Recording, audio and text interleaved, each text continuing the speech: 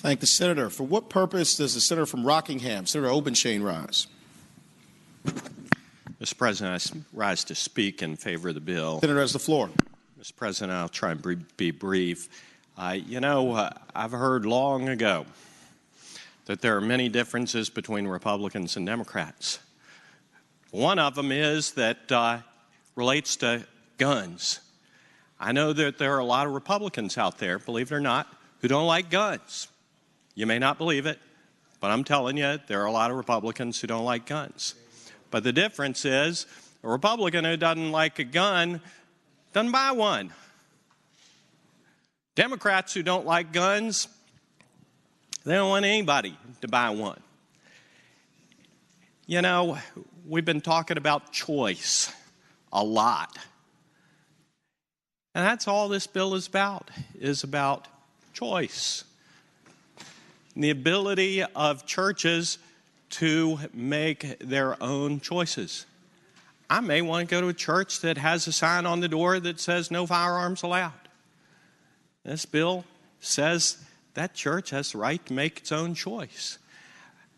Before anybody gets too spun up over this, I want you to know what it is that we're doing here. All this bill does is repeals 3 lines from the Virginia Code. And they are probably 3 of the most ineffective lines that are anywhere in the code.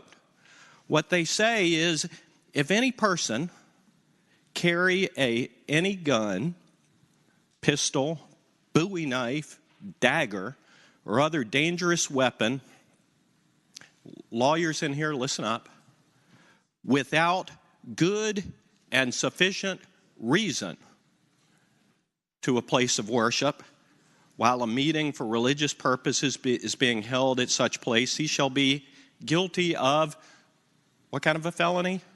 Oh, it's a class 4 misdemeanor, okay? Do I have a good and sufficient reason? I'd like to meet the lawyer in this chamber who cannot craft a good and sufficient reason that anybody who may choose to carry a bowie knife or a gun or a pistol into any place couldn't avoid prosecution under this statute.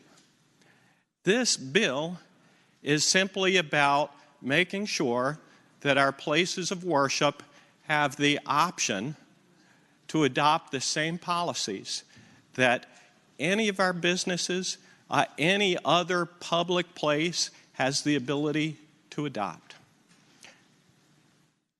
Accordingly, I would ask members of the body to consider strongly voting for choice and voting for this bill. For what purpose does the senator from Grayson, Senator Carrico, rise? To speak to the bill. Senator has the floor. Mr. President, members of the body, not being a lawyer here, maybe one of the lawyers in here can answer this question, but as you heard the section of this code being read, it says the purpose of the bill would be that we're trying to repeal to a place of worship while a meeting of religious purpose is being held. So many churches in Southwest Virginia, in my district, now because of the cost to heat a church up and to keep the lights on and everything else, on Wednesday nights or prayer meeting nights, someone from their home willingly opens up their home and asks to do the Bible studies and the religious service in their home. And because I really haven't seen a technical definition of a place of worship, would it not then prohibit the individual in the home who actually owns the home, who's having a place of worship, a violation of carrying a gun in his own house? So we're talking about repealing a code where a section of the code where it probably doesn't even define today what most people are doing in the region that I live in. If someone's having a place of worship and someone from Northern Virginia comes to their home, they could make a complaint that they have a gun. just because they don't like guns. So I think the definition is definitely skewed. I think it needs to be repealed. I think there's no definition to this code as to what that place of worship is. Thank you, Senator. For what purpose does the senator from Fairfax City, Senator Peterson, rise? Thank you, Mr. President. Speak to the bill. Thanks, Senator. You have the floor. Ladies and gentlemen of the Senate, I had zero plans to speak on this bill. No, I mean it this time. Let me tell you something. There is a way around any statute in that code book. The simplest law, the most effective law ever written, had 4 words to it. Thou shalt not kill. Okay, now there's a way to excuse or to get around every statement in every code book. The reason why we put words in the code is not just to prosecute people or not prosecute people, it's also to state our values. When we say we don't want guns in places of religious worship, it's not because we want to get people on class 4 misdemeanors, which my colleague has accurately pointed out is basically a slap on the wrist. It's not because we're trying to trap gun owners or prosecute people that are attending Bible studies in Grayson County or other places. It's because we're stating a value. A house of worship is different. It's not the same as a bar. It's not the same as an office. It's not the same as a public place. It's a different place. We are making a statement of values. That's why we have it there. Now, if we don't want that value, if we don't think it's a different place, then go ahead and vote for this bill. If you think it's like any other place, go ahead and vote for this bill. But for me, when I walk into a house of worship, it humbles me because I know that I'm in a place where I need to act and be my best. And that, to me, means putting down your firearm. Now, that's just me. Maybe that's just my values. But this is a statement of values. It's not about prosecuting people or trying to put people in jail or trap law-abiding gun owners, of which I'm one. It's about making a statement of values. That's all we're doing. So let's make a statement of values, and again, I'm not here to criticize anybody else, but this is not about a crime control bill or trying to prevent trafficking. This is about stating our values.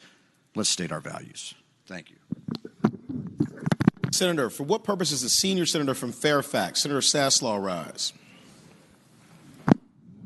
Speak to the bill, Mr. Senator has the floor.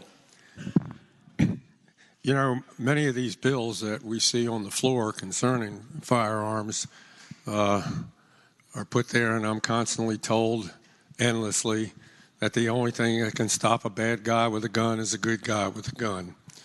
And that almost never happens. And I'll just give you a couple of instances that I know of, or that have been brought to my attention. This congresswoman from Arizona got shot a few years ago, Gabrielle Giffords. There were 2 people in that crowd that had guns, and they told the police they were afraid to use them for fear of hitting innocent people. The other that was brought to my attention was years ago when we had a bill in Senate courts, and I think at the time Senator Stolley from Virginia Beach may have been chair. A fellow got up, I think he was from Loudon, I'm not sure, and he spoke in favor of this one particular bill, and it had been within the last 6 or 7 months out in Los Angeles in the airport. There was a shooting at the Israeli desk, and I think one of the agents, ticket agents, I think, was killed. And he mentioned had he been in there and been able to take a gun into the airport, he could have prevented this. Well, there was a woman sitting in the audience, apparently, that heard the whole story, and she called their embassy, and she said that she kept trying to, without success for a few weeks, to get through to their security director. When she did, at least the story that she told, was that he asked, was this fellow that she was talking about a uniformed policeman? And she told him no. And he told her, and he had a gun, and she said he would have had one. She was told by this individual that we would have instantly killed him and then sent a letter of condolences to his wife. That's what would have happened. They would have seen him with that gun, and they would have instantly killed him. And we've had this bill before us before. I can't ever remember, I mean, there may be one somewhere, but I can't remember a single clergyman coming in saying we need to repeal the existing law. Not a one. And if there's one in Virginia, I'm not aware of it. Not a single one. So I don't see what possible good can come from this bill other than more deaths. And I would hope that we wouldn't send this on to the House. Thank you, Mr. President. Thank you, Senator. What purpose is Senator from Roanoke County? Senator Suderline rise. Thank you, Mr. President. I have the same sentiment as the senator from Fairfax City, and that I didn't plan to speak to this either. I hold this crazy notion, though, that the law exists to be upheld and that it should be both clear and enforceable. And one of the major influences on that thinking is for years hearing one of the senior statesmen in this building saying that if you want to send a message, go see Western Union. And that's why we don't put things like that in the law just to make statements. We do resolutions for that. And I think the reason that this is such a, it's a bad law. And it's not, if you disagree on the policy, you might think it's a bad law. But when you put something in the code that says you can't do something unless you have a good reason to do it, well, okay. I mean, we can write a whole bunch of bills like that, and we could just go on our merry way. But this bill, the reason that you don't hear as much about it, the current law, is because if you go to churches throughout the Commonwealth, you don't have to go to Grayson County. You can go to churches in Fairfax County. You can go to churches in Alexandria, and there are folks that have firearms there. And you don't see it, but you know, some of them will tell you, they carry concealed as they have a right to. And that's something that some of those churches have even encouraged their folks to do. And that's something that makes sense. Was something that I've gotten emails about, and I had a very nice person come visit me yesterday and said, Senator Suderline, you cannot vote for Senate Bill 1024 because it's going to put guns in churches. And I said, I've got news for you. Those firearms are already in churches. So I don't think that this bill is really any shift in policy at all because of the sufficient good reason that's already been discussed. This is really just a cleanup bill. And we've talked about it far too long, and I've also talked about it far too long. So I hope we'll pass the bill. Thank the senator. For what purpose is the senator from Prince William, Senator McPike, rise? Mr. President, rise to speak against the measure. Senator has the floor. I thought my seatmate summed it up quite nicely. Had some fantastic arguments that really hit home on this issue. But listening to some of my colleagues speak today, I have to call up a little bit of memory on this issue. Okay, I submitted a bill in 2017 to deal with this, Senate Bill 1458, which clarified, in fact, struck from the code, good and sufficient reason, provided and then shifted the authority to our pastors, priests, and others, and pastoral councils, that they can determine who can carry within their place of worship, in their place where they're going to pray. But courts committee didn't like it. So evidently they can pick and choose not to clean up language and forget about it here when we're debating it on the floor. Well, there's actually a real opportunity to make that change in the code, clear up the issues that we spent a half hour debating, but that option's not on the table. And therefore, I hope we defeat this measure. Thank the senator. For what purpose is the senior senator from Chesapeake, Senator Cosgrove, rise? Speak to the bill, Mr. President. Senator has the floor. Mr. President, we've heard quite a few interesting comments on this bill. It seems to be a fairly straightforward, simple bill that would allow an individual church to make its own valued judgments. We heard about values. Well, you have your values. I have my values. Your church has values. My church has values. Let's not try to impose your values on the values of others when it comes to these places of worship. In addition, we heard about a university that had some incredulous statistics. Let's always remember what Benjamin Disraeli said. There's three types of liars: liars, damn liars, and statistics. I've never heard the ridiculous numbers that I just heard on the Senate floor, but I'm not surprised that it came from a university. We kind of know what's going to come out of there before it happens. And to the senior senator from Fairfax, I would just say the chances are that a clergy member would never say, I'm going to kill a guy with a gun. This should be up to the individual churches, the individual pastors, to make these decisions for their flock. Ladies and gentlemen, this isn't a difficult decision. Pass this bill. Thank the senator. Do any senators other than the patron wish to be heard on Senate Bill 1024? Seeing none, Senator from Loudoun, Senator Black. Thank you, Mr. President. I had no idea that my little bill would cause such a reaction. But, however, let me just point out a couple of things. First of all, I greatly agree with my colleague from northern Chesapeake that we ought to have prayer in schools. It was a disaster for this nation when we took prayer from schools.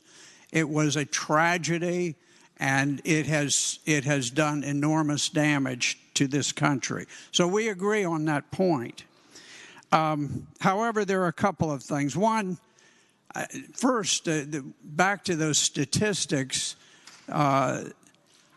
as far as I know, there is no identifiable group of individuals in the Commonwealth of Virginia who are less likely to misuse a firearm than concealed carry permit holders. And that includes law enforcement officers. I'm talking about the rates are astounding, and I'm not sure exactly why it is. Perhaps it's the feeling that somehow they have been given a certain responsibility and they better darn well abide by it. But concealed carry permit holders are probably the most law-abiding group of people that you can find. But I want to get to what I think is the principal issue that I would like to address, and that is that that somehow having guns present in churches is going to exclude God from those churches.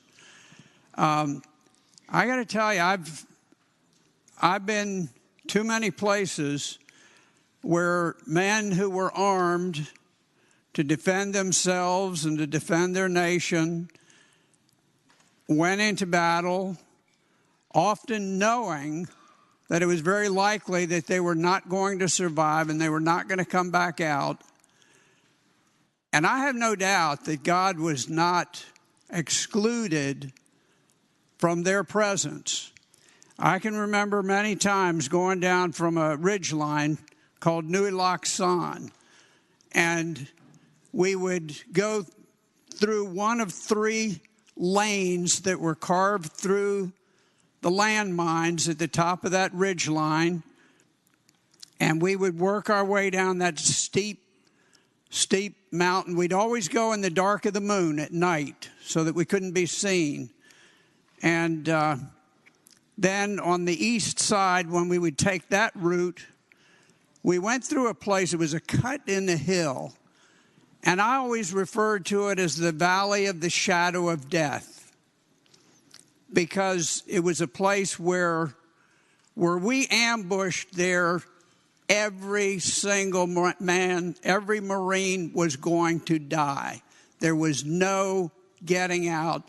The walls were sheer, and there simply was no way out.